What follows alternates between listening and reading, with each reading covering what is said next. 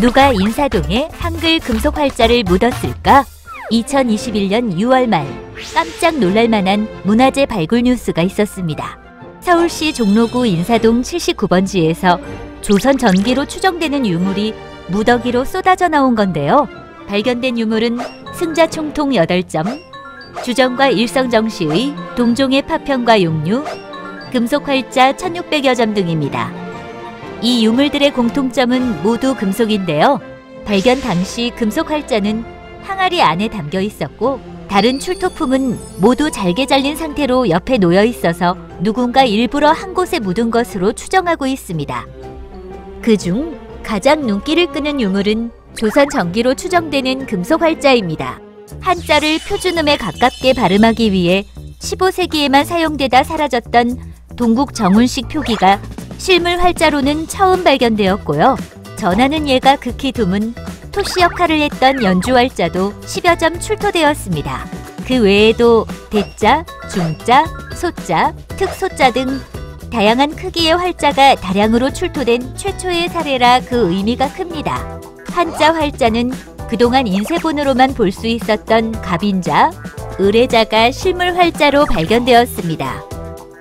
활자는 살아 움직이는 글자라는 뜻인데요. 글자를 이리저리 맞추어 원하는 책을 찍고 해체했다 또 다른 책을 만들 수 있으니 활자 인쇄는 다양한 책을 조금씩 찍을 때 편리한 방법이었습니다. 나무나 도자기로 만든 활자도 있었지만 금속 활자가 쉽게 닳지 않아서 많이 사용되었습니다. 우리나라는 일찍이 금속 활자 인쇄술이 발달했는데요. 세계에서 가장 오래된 금속 활자 인쇄본 직지가 전하고 있습니다. 금속 활자 제작은 조선시대 들어 더욱 활발해졌는데요. 태종이 주자소를 설치한 이후 조선의 금속 활자 제작은 파악된 것만 30여 회로 한 번에 수십만 자씩 만들었습니다. 현재 전하는 금속 활자는 약 50만 자에 달하는데요. 전하는 금속 활자가 없는 중국이나 임진왜란 때 만든 금속 활자 3만 자 정도가 남은 일본과 비교하면 조선의 활자는 양도 많지만 질도 세계 최고 수준입니다. 하지만 전하는 대부분의 활자는 한자 활자들이고 조선 전기의 한글 활자는 그 숫자가 매우 적습니다. 한글 창제 이후에도 조선의 공식 문자는 여전히 한자였기 때문에 조선시대 활자는 대부분 한자였던 것이죠. 그렇다면 한글 금속 활자는 얼마나 전할까요? 약 750자 정도로 남아있는 금속 활자 가운데 한글 활자 비율은 1%도 되지 않습니다. 그 중에서도 훈민정음 창제 무렵인 15세기 한글 활자는 극소수인데요. 전하는 것은 세조 때 능엄경 언해를 찍을 때 사용한 의뢰자 병용 한글 활자 30점뿐입니다. 현재까지는 말이죠. 그럼 세종이 훈민정음을 창제한 후 처음으로 만든 한글 금속 활자는 무엇일까요? 갑인자 병용 한글 활자입니다.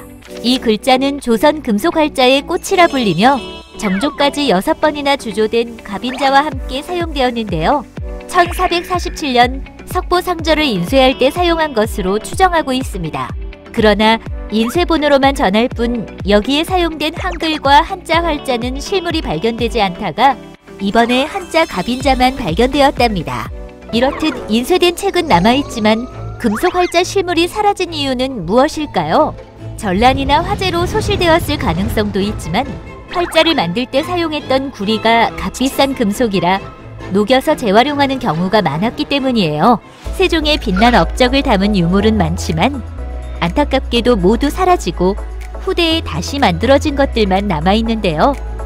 인사동 유물 발굴로 세종시대의 업적을 실물로 확인할 수 있게 되었습니다. 수백 년 동안 땅속에 묻혀있던 다종다양한 활자들을 연구 중이니 어떤 비밀이 더 밝혀질지 연구 결과를 기대해주세요.